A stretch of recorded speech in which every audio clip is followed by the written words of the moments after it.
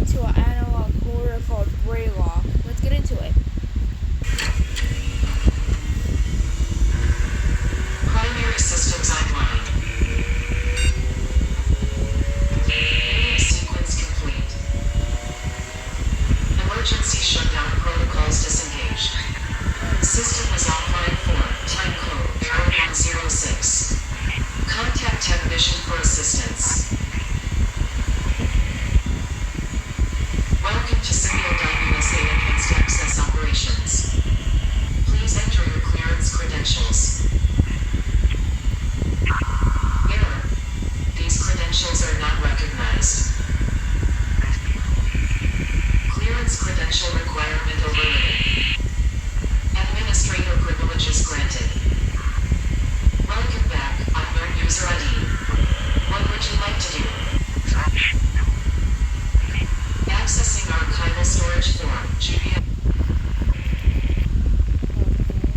Data extraction initiated. Data extraction, 10% complete. Data extraction, 4% complete.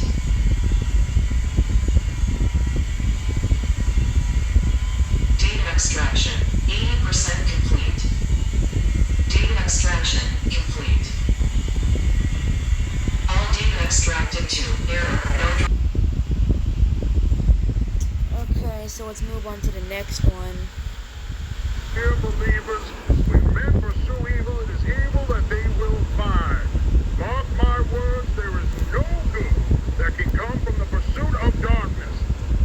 Let me read to you, dear believer, the words of the late brilliant Charles Spurgeon, who discussed this at length in a sermon all the way back in 1864. He said, quote, "Our adversary, the devil, goes about like a roaring lion, seeking whom he may devour. We are taught by our Lord Jesus to pray, do not lead us into temptation, but deliver us from the evil one. What we are taught to seek or shun in prayer, we should equally pursue or avoid in action.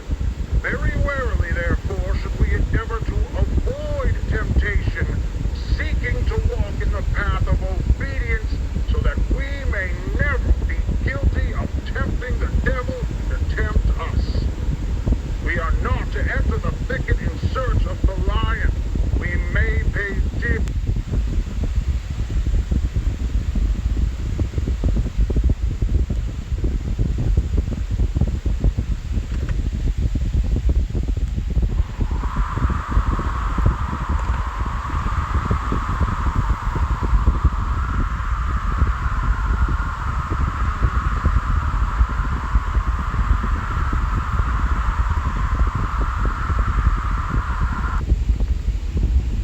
Ooh. Is that like human flesh or something?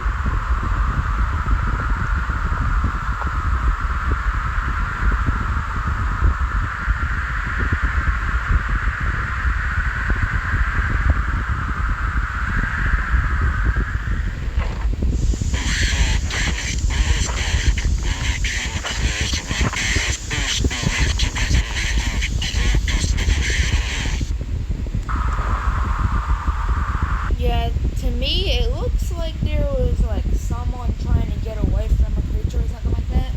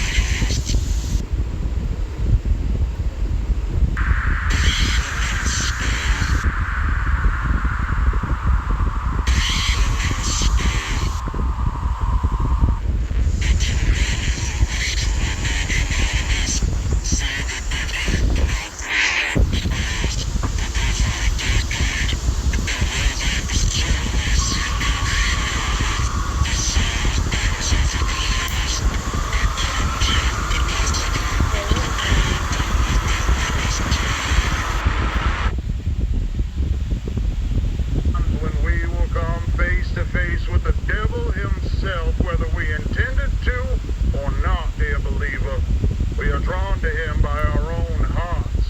In Matthew chapter 15, verse 19, it says, "For out of the heart come evil thoughts, murder, adultery, sexual immorality, theft, false witness, slander." There is a shadow nested deep, deep within our hearts, within our minds, in a place most people don't even know exists within themselves. The devil is going to call to those depths, dear believer. And though you may tremble before the beast, you should make it easier on yourself and accept what it is that he bestows upon you. What was that?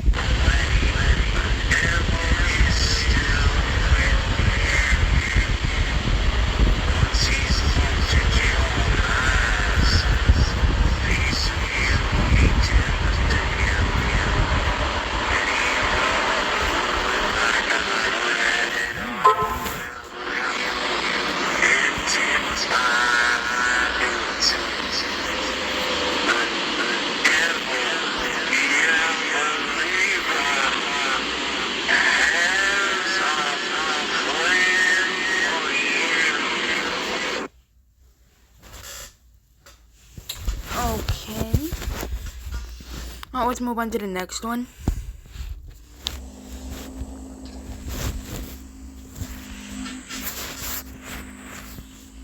Greetings, and welcome to the Preconditional Protocols and Orientation video system provided by Unit 13, as part of the United States Army and Project Stargate, created in partnership with Semiodyne USA.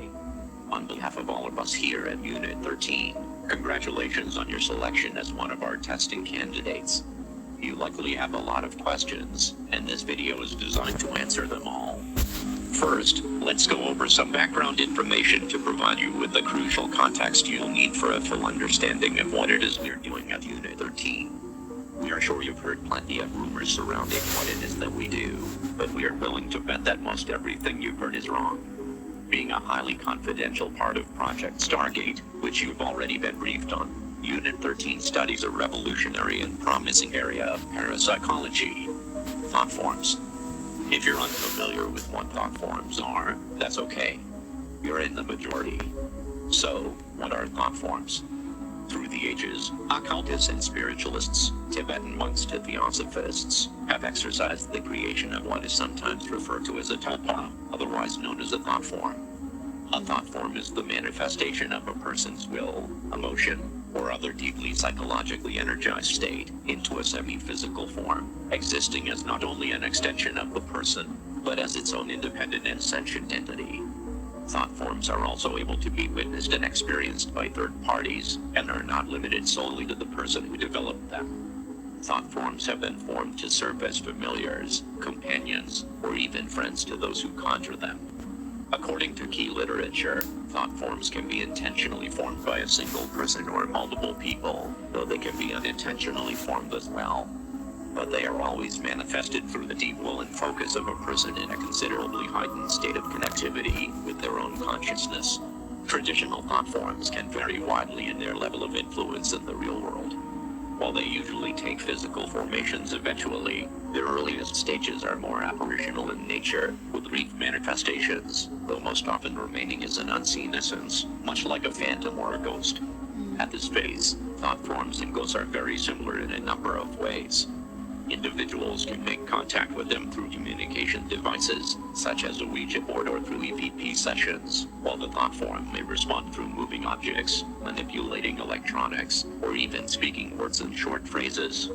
Due to their striking similarities, a current theory established by Unit 13 suggests that what we know as ghosts may not be as common as we once believed. Rather than a deceased person's energy being left behind after death, it's possible, and indeed likely, that these paranormal entities are actually thought forms. Yeah, that's what a lot of people think what happens after death. A lot of people think once you die, you just, like, the last energy you have or something like that, like you're just like a ghost now, like left on Earth just to, like, explore and all that. That's probably not it. for all we know, death might not even exist. Like, it might just be when you die, nothing happens. That's what a lot of people seem to think also. But of course, we will never know because there's no way how scientists or anybody can tell us what death is like. Like, I seen a lot of people on TV saying like, "Oh yeah, I died and came back to life, and this is what death is like and all that," but that's not true. So nobody can actually tell you what death is like because, well, of course they never experienced it themselves. If we could actually communicate with dead people, then, well, I guess they could tell us. But unfortunately, we can't. Forms that are unintentionally created by those individuals that the deceased has left behind, who spend inordinate amounts of time in deeply emotional states, where their mental capacity is largely occupied by a powerful focus on the departed individual. In other words, as these are the ideal conditions from which thought forms are born, people may very well create their own goals and hauntings. However, as more time and energy is invested into the development of the thought form, they begin to harness more influence on their environment, until eventually exhibiting a semi-permanent physical appearance, and, in due course, becoming as tangible as a living creature. This is So you're telling me these ghosts can almost look exactly like a human? If they get to that point, okay. where Unit 13's interest comes in. We've sought to answer a very important question. Can thought forms be created in a manner that would benefit American society and help keep American citizens safe? Unfortunately, the practice of intentionally creating a thought form by traditional methods would undoubtedly take years and years of devout mental training. So, Project Stargate has enlisted a world-renowned authority in thought forms, a man named Dr. Bernard Hayes, to oversee a number of the operations related to Unit 13's work. His participation has been invaluable and has brought fruitful results to the project. Due to Unit 13 and Semiodyne USA's combined efforts, bringing together some of the most prestigious minds in the world, specializing in the sciences of the human consciousness, with cutting-edge technology and engineering methods, we've created a groundbreaking, proprietary invention. Introducing the Thought Form Manifester.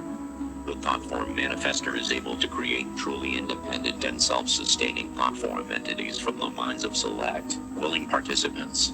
Being that they come from the deepest recesses of the human mind, thought forms can appear in virtually any configuration. They could look like a person, an object, an animal, or even something as abstract as the physical representation of an emotion.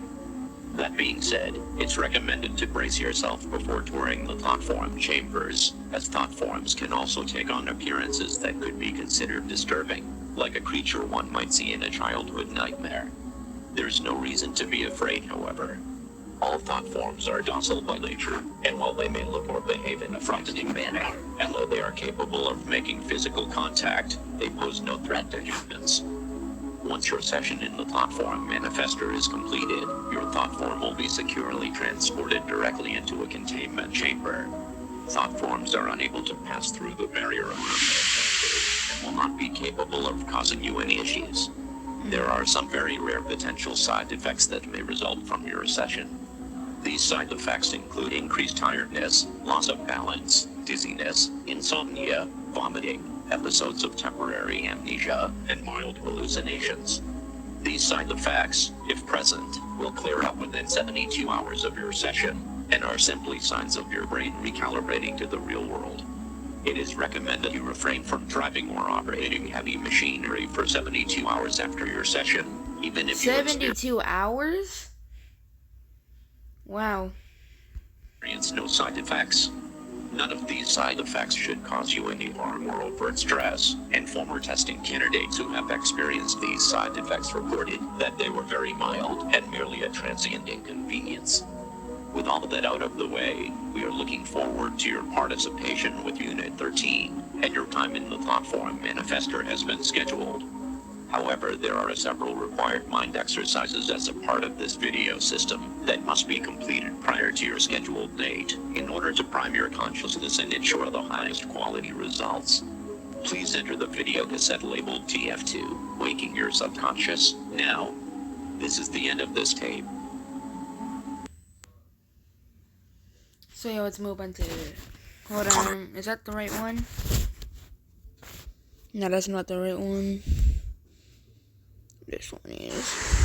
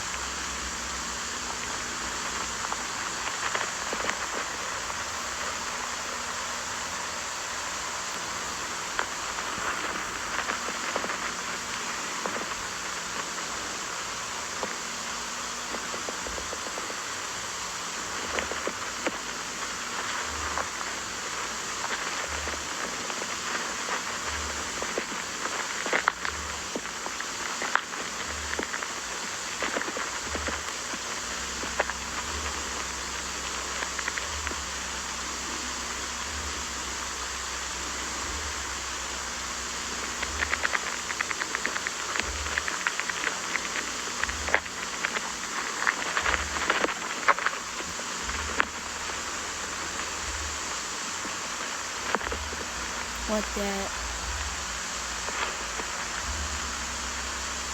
Sorry if I'm not talking a lot, I'm just drawing a lot of the video.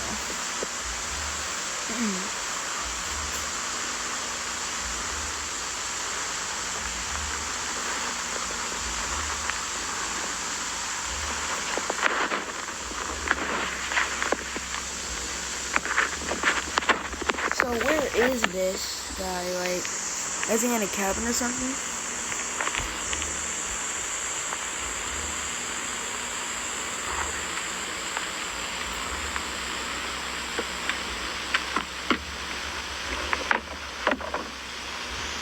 So what is our like antagonist here doing?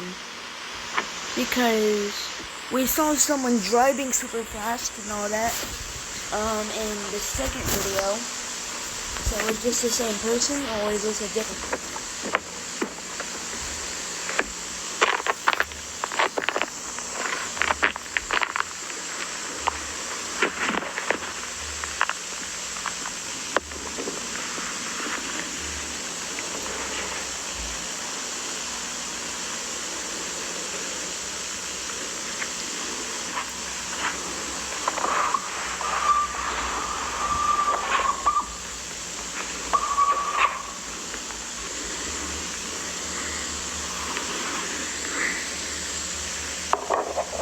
Is it just me, or does it look like this guy was like locked in a room or something?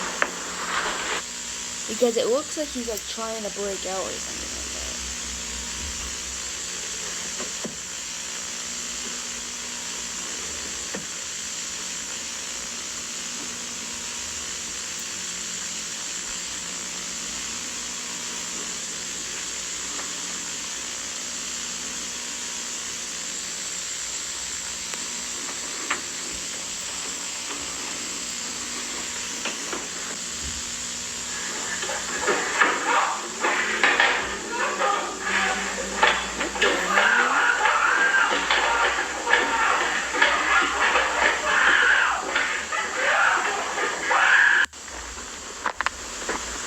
Wait, did our main antagonist just murder someone?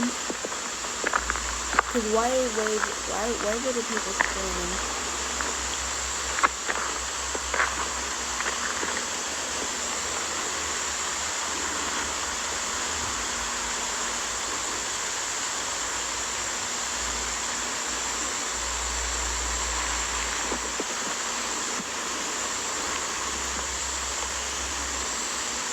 We'll never seen the name before, so that's his name on it.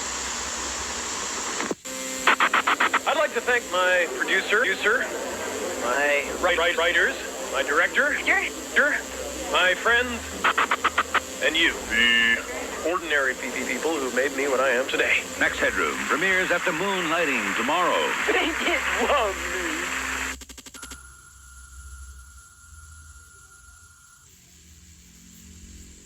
We interrupt our current program at the request of the Massachusetts State Police.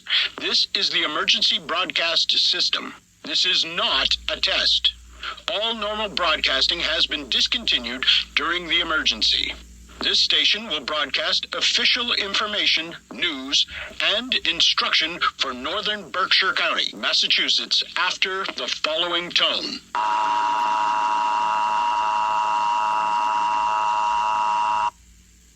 At 3:34 a.m., Massachusetts State Police confirmed the presence of a potential group of active and unidentified home invaders who have targeted 49 residences since approximately 11:15 p.m. Yeah, that must be the person we got that must be our main antagonist because she was in that house. last night. The attacks appear to be random, spanning across the towns of North Adams, Cheshire, Savoy, and Windsor. Residents are urged to take the following actions immediately. Wake all occupants of your home. Lock all doors and windows. Close all curtains and blinds. Gather in a secure area of your home where multiple exits are available to prevent yourself from being cornered. Additionally, residents are urged to arm themselves with a blunt object or firearm if available and licensed. Only resort to self-protection if a suspect has entered your home, poses an active threat to you or your family, and you are unable to escape safely. If you are currently away from home, we are urging you not to return home at this time. Shelter in place where you are. If you are currently not in a secure area or in a vehicle, immediately head to your closest 7-Mart. Each 7-Mart location is currently being used as a safe area and has police stationed for your protection. Remain in your secure area until the threat has been resolved. Police are currently unable to determine a physical description of any of the assailants involved in these attacks. It is strongly advised you do not open your home to anyone you do not intimately recognize. Do not attempt to search for or engage with any suspects. The suspects are considered armed and extremely dangerous. Do not leave your secure area unless necessary. This is for your safety. Law enforcement will be armed and patrolling your area. Interfering with this investigation could result in lethal force being inadvertently.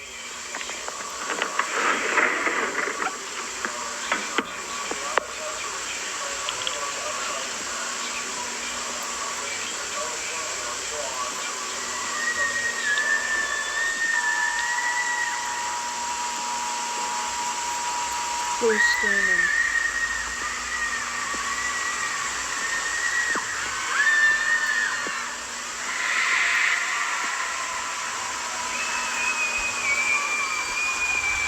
Yeah, if I was in the forest or anything like that and I just heard a bunch of people screaming, I probably would have got out there. I would have called 911 or something like that. Tell them that I heard people screaming in the woods.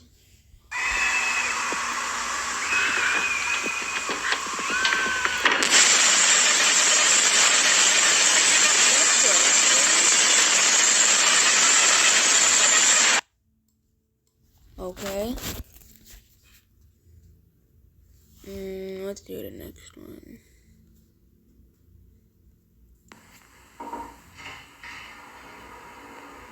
Well, hello again, Tiffany. Oh, hi Wanda. Nice to see you. Nice to see you too. No dad this time. No, unfortunately, he couldn't get off work today. So I'm gonna have to call him on a payphone to let him know all the details as soon as we're done. He's excited to be a dad, huh? Oh, yes, he certainly is. We both can't wait to be parents. Aw, and you said you've been together since high school, right? Yep. That's so sweet. And have you decided on a name for your baby boy yet? Yep, we're going with Max. Ooh, Max, huh? That's a nice, strong name. That's why my fiance wanted it so bad. He says it'll help make him strong right off the bat. That's a pretty good way of thinking about it. So let's see how strong little Max is so you can hurry up and make that call. Yes, please. He's been moving around like crazy the past couple weeks. So I think he's really strong. Strong enough to kick so hard I almost throw up sometimes, too. Aw, what a wild boy. Activity is good. Yep. Yeah, I have seen that happen to other women. Like, I have seen pregnant women that are pregnant, and the baby kicks so hard it almost makes them throw up. Sometimes it does make them throw up. If you're a woman, you would understand. I'm not a woman, I'm a male, but I seen other women I seen their baby kick them from the inside. Sometimes they throw up, sometimes they don't. Sometimes they just gag. But if you want to know about that, just look it up. Okay, hopefully this isn't too cold. No, it's okay.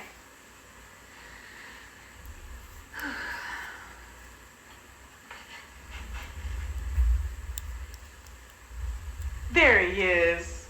He's definitely a growing boy, that's for sure. And you're both looking really good. Oh, I love hearing that. Let's get some measurements to see where's exactly the how dad, much he's though? grown.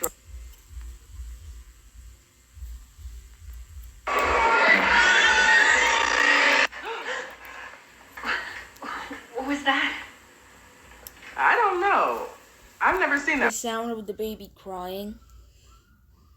And I'm gonna ask this again. Where is the baby's dad? before.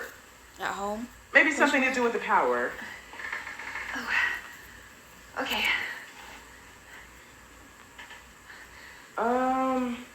This is a bit strange. What? What's strange? Nothing to worry about or anything. Just having some trouble finding the baby all of a sudden. Maybe the machine messed up? Possibly. But I can still see everything else. It's just not picking up the baby for some reason. Has this ever happened before?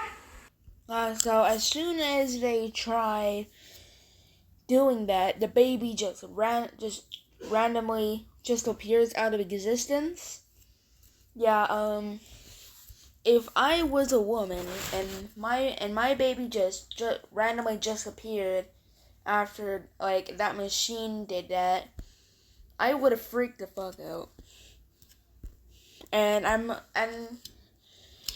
assuming the dad would too. Well, sometimes babies can move into certain positions that are hard to see. Yeah, they But can. but you can't see my baby at all? I'm looking. Don't worry, he's definitely here. Are you sure? You know what? Why don't we just see if we can borrow another machine, okay? There has to be something wrong with this one. I'll be right back. Yeah, I don't think there's anything. Yeah, sorry about that. I had to do something. Anyways, I don't think there's anything wrong with that machine. I think your baby just teleported or something. I don't know. Okay.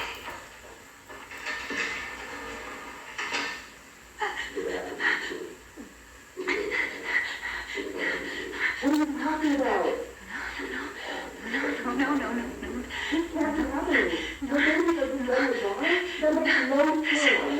Is it happening? What happened?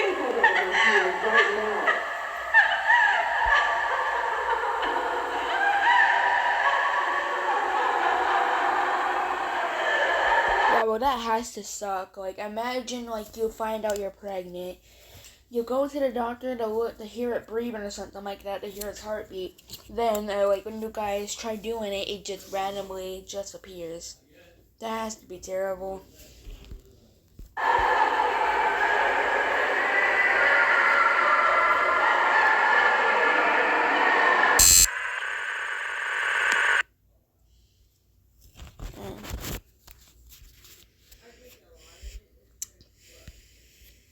Humanity has stood tirelessly passed through a great many trials of intellect and fortitude to achieve one singular goal.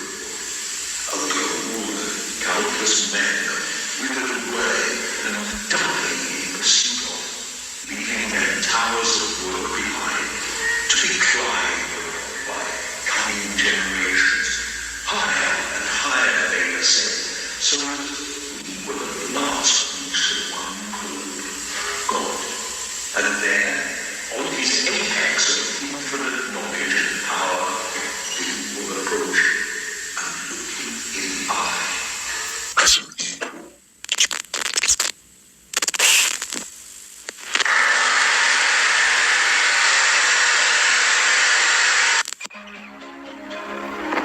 Welcome back, user. Frank Porter.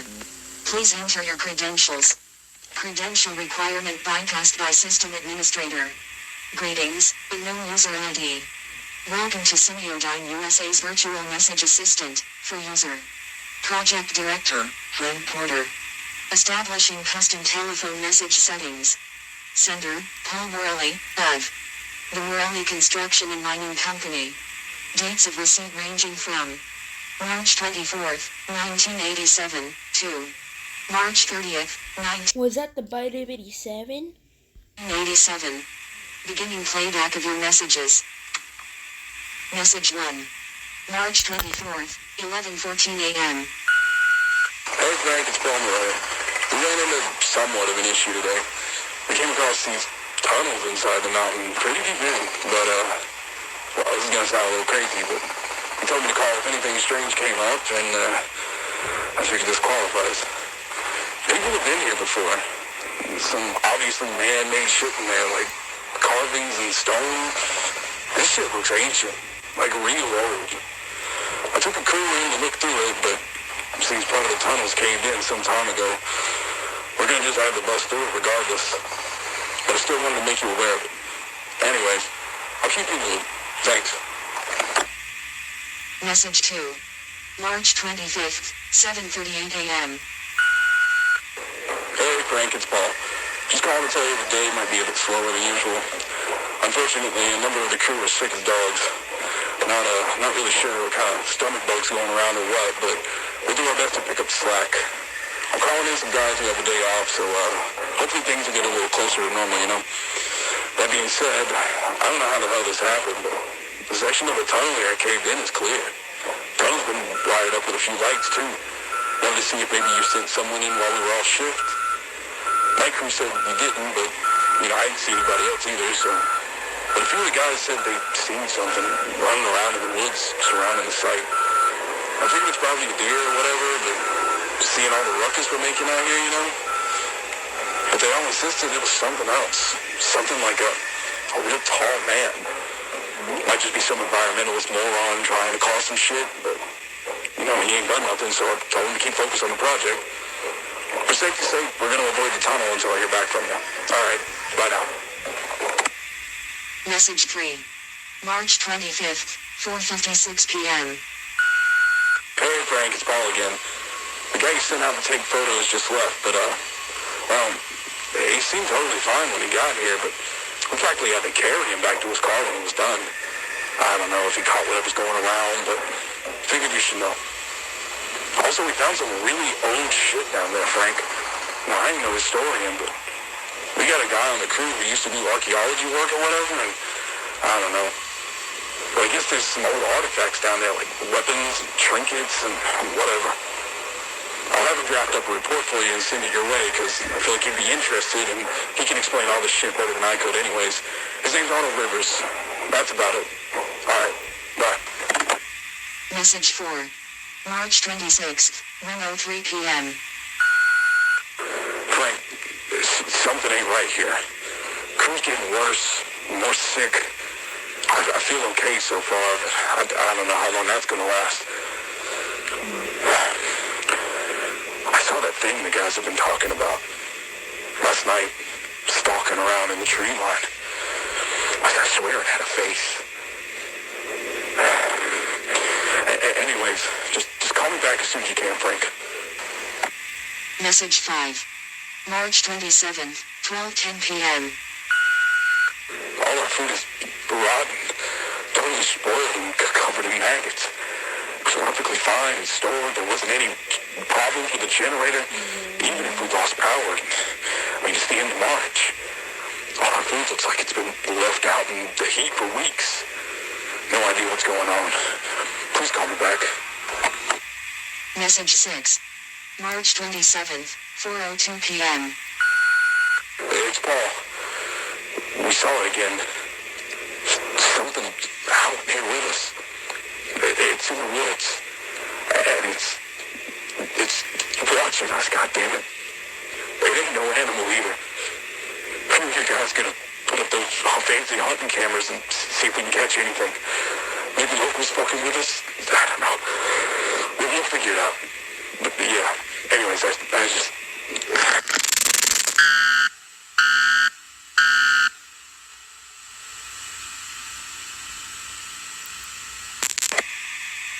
Message 7. Date and time unavailable. Message.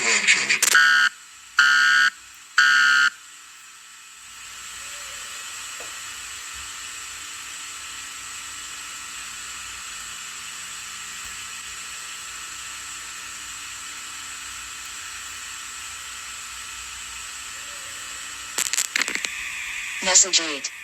March 29th, 10:13 p.m. Frank, it's Paul. Holy shit, well, a lot of the crew here is sick now, and they're sort of like unresponsive. We tried emergency contacts for them, but now they just keep ringing. The phones, they just kept ringing and ringing and ringing. Nobody picked up from any number we tried. Nobody picked up. No answer machines either. We had to call the hospital, and same thing. Just ringing. Just tried 911, still nothing. I figured the phones were fucked up, but the machine actually picked up.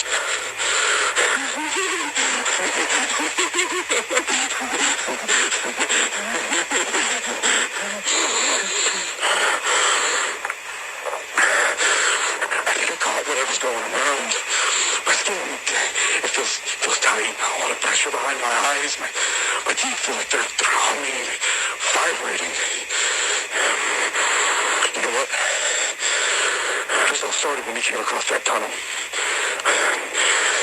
I feel like I need to figure out what's down there. I think whatever's down there could help my crew. But most of all, I feel like something really bad's gonna happen if I don't go down. So I'm going down tonight.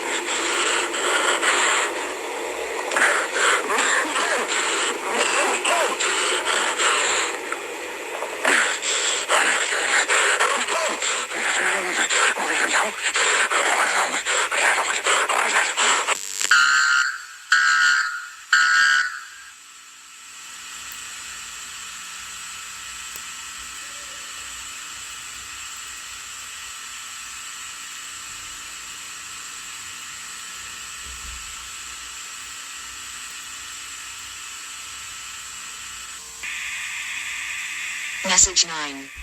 March 30th, time unavailable.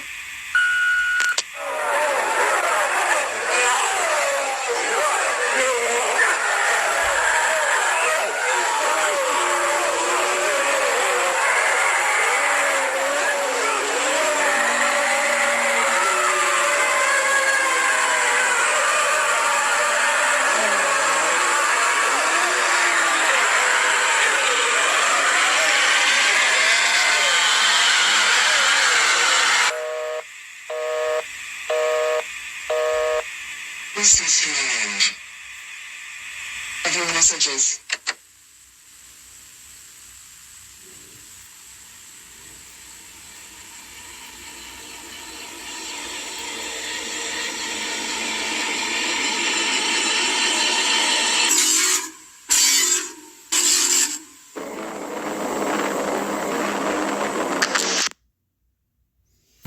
Okay, that one was start.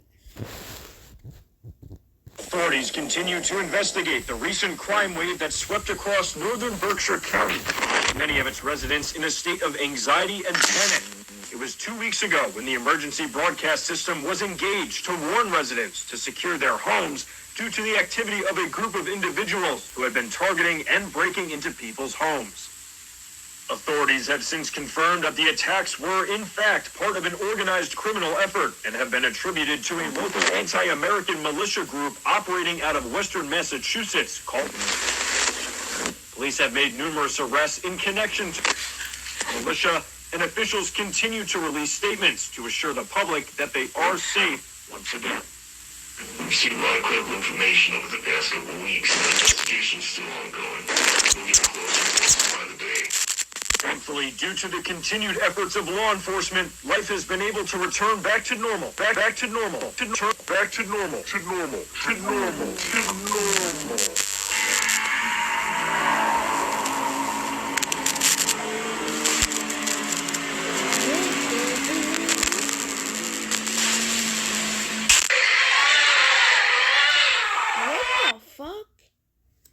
Is that the woman's baby?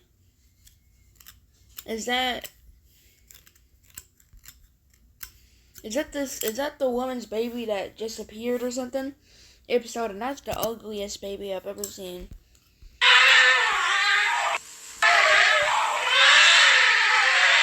Back to normal for residents of Berkshire County.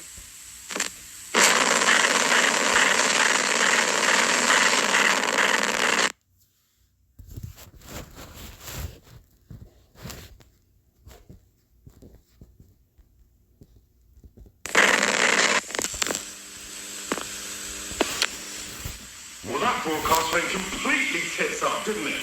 I've been getting chewed out by our asshole CIA liaison for the past 2 hours. What the fuck happened? We're looking into it, sir, but we experienced no issues with the broadcast on our end, so our engineers believe that the signal was hijacked before even reaching the transmitter, but once we started receiving phone calls from viewers, we switched to a backup transmitter. But by then, the hijacker had already said everything they wanted to say, hadn't they? Yes, sir. What a complete fuck up. They made us look like a fucking joke. And during our most popular show. Speaking of which, Don, where the fuck is he? I cannot get hold of him, and he needs to get in here and read a statement to help clean up this fucking mess. Well, we've been trying to reach him. We've called him multiple times. We've tried his pager. We've asked around to see if anyone's heard from him, but nothing. Right now we've got Gerald standing in for him tonight and on to some show. You've been to his house? Well, no. I just thought that maybe he'd be upset if I did that. Get in your fucking car and go to his fucking house. I don't care if you kick down his front door and drag him here by his ear. I'm sorry, but you're not gonna talk to me like that, Mr. Benjamin Flake-on looking ass. You bring him into the studio. Do you understand? Yes, Mr. Rosenbaum. Of course, I'll do that right now. There's some real powerful people. I'm not gonna let George Washington's artistic brother talk to me like that. Depending on us right now, they need us to manage the response to these events, to let the public know what's going on, and the last thing we need is it going wider than it already fucking has. So do what you need to do, or I'm gonna replace you with some producers who actually know how to produce a fucking show! Sorry, the file you are trying to access has been destroyed and can no longer be executed or retrieved. Please choose another file.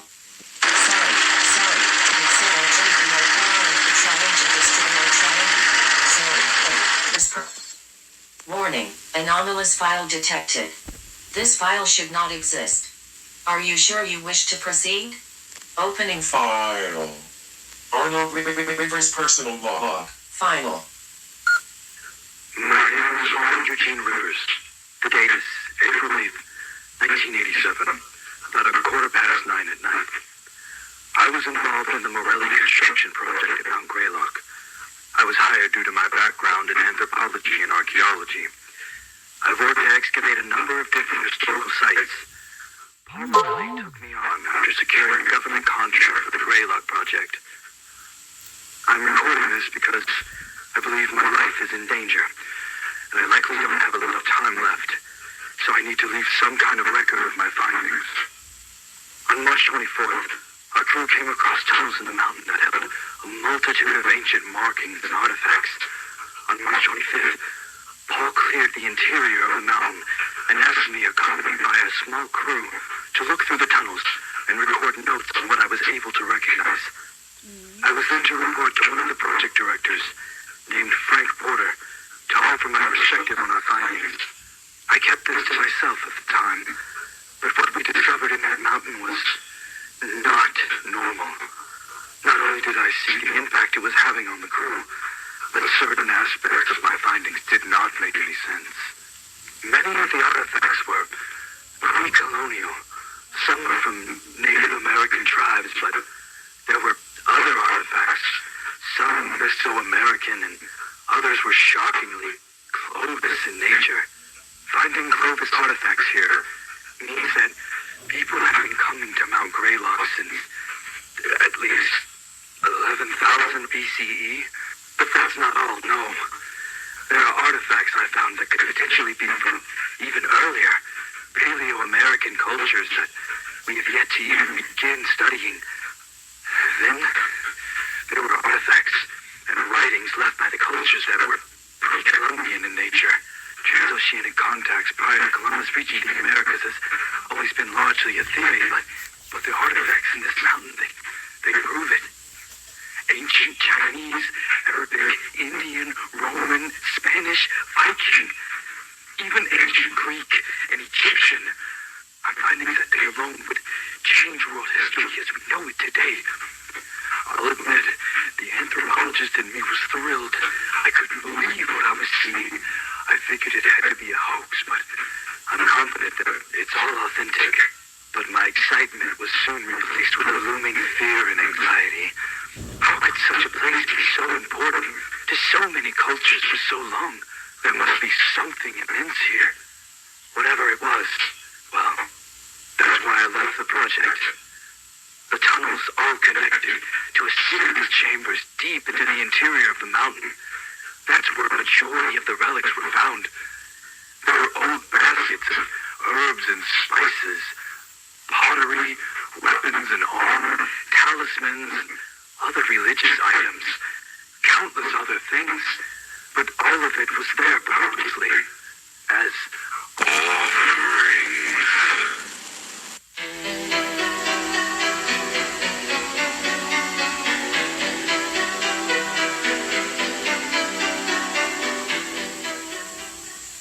It was billions of years ago, when our planet was still mostly fire and rock, that a Mars-sized planet that had been drifting through our solar system collided directly with the Earth. The impact was so powerful and violent that the rogue planet was blown into countless pieces of debris. This debris collected to form our moon. Many of the pieces of the unknown planet remain inside the Earth to this day.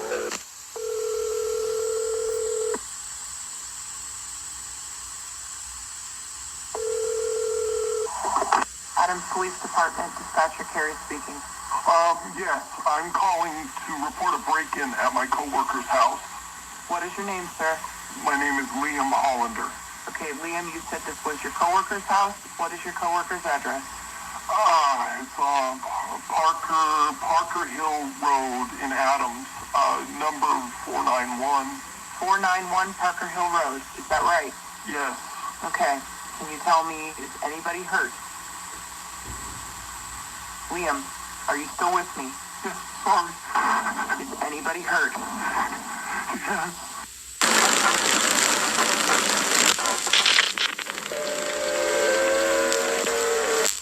And I witnessed many altars constructed out of the mountain stone, along with evidence of mass animal and human sacrifice. And the carvings in the walls of these sacrificial chambers, I couldn't recognize a single familiar symbol, and it made me sick to even look at them. Let me be clear, I am not, nor have I ever been, a religious man, but there's something in that mountain, something people of countless cultures over the history of our planet have been worshipping, but I don't know why, but I could feel it. Whatever's down there, I could feel it. It was like being trapped in a fever dream. I swear I could hear a voice and even felt compelled to go further, to speak to whatever's down there. I don't know. I haven't been right since. I keep hearing this droning in my head, ceaseless, all day and night. I can't sleep, just droning, always droning. But that doesn't matter right now. I informed Mr. Porter in my report that the archaeological findings in the mountain are of monumental historical importance, and that there is certainly more to be discovered. And I recommended discontinuing construction there. But it's not as though I have any authority over this project. I fully expected to be ignored. Mr. Porter called me on the evening of March 28th, and we spoke on the phone briefly. It was as I thought. He disregarded my concerns.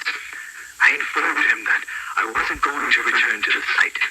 He insisted I did, said I was a valuable asset to the project, even offered me a substantial raise, and wanted me to lead a specifically organized team that would clear the tunnels of artifacts before excavation would continue.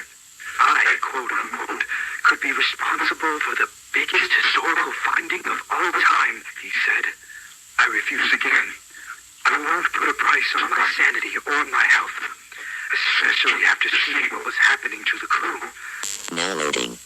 Morale Greylock event, Group C, Survivor data. Profile for patient B3590. Rockford, Thomas. Malformations.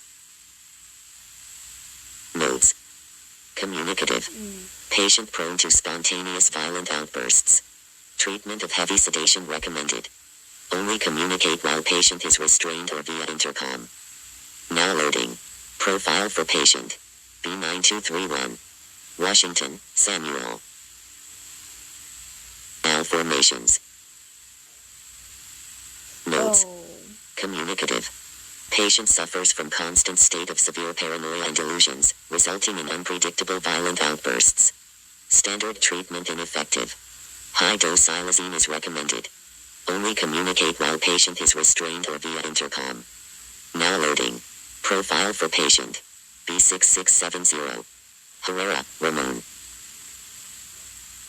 Malformations. Notes. Uncommunicative. Patient appears to be in catatonic state. Warning, patient may sit up very suddenly, without provocation, to projectile vomit at any staff in area. Patient's vomit is extremely corrosive and emits nerve gas. All treatments ineffective. Studies must be conducted with full anti-corrosive gear and air purifying respirator equipped on all staff involved. Now loading. Profile for patient B8816. So these people are like mutating or something. Fleming, Charles. Malformations.